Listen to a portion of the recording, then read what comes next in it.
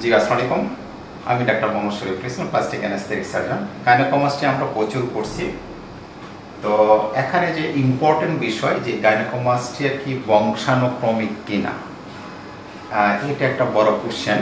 কারণ হলো বেশ কিছু পেশেন্ট পাচ্ছি যে আমরা যখন ছেলে করছি তখন বাবা বলে যে সেটা তো আমারও আছে, ইভেন হলে যে আমরা বাবারও করেছি পরে। দ্যাট মিনস হলে ছেলের আছে, বাবার আছে। আজকে যে বিষয় যে দুইজনকে করছে আর দুই ভাই, আপন ভাই তো নাকি? হ্যাঁ, আপন ভাই, আপন দুই ভাই। তো সুতরাং এই বিষয়টা হলো যে বংশানুক্রমিক হেরিডিটারি টেন্ডেন্সি থাকতে পারে, কিন্তু আমরা কিন্তু বইতে এরকম কিছু পাইনি যেটা বংশানুক্রমিক। তবে হরমোন রিলেটেড ফ্যাক্টরটা আমাদের বলা আছে। তো যাই হোক, তো এটা নিয়ে হলো যে আমরা যেহেতু হলো যে এভাবে পাচ্ছি পেশেন্টটা, এটাকে একটা আমরা সার্ভে অলরেডি শুরু করে দিয়েছি।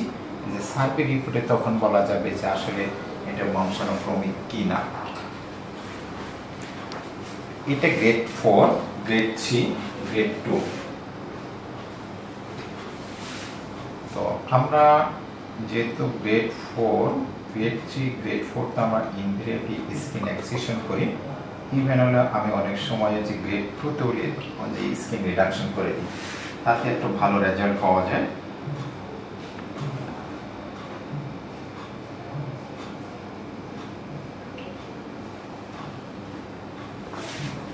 কোনো চাপ পাওয়া আছে কিভাবে হবে?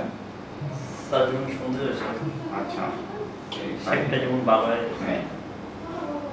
এইসব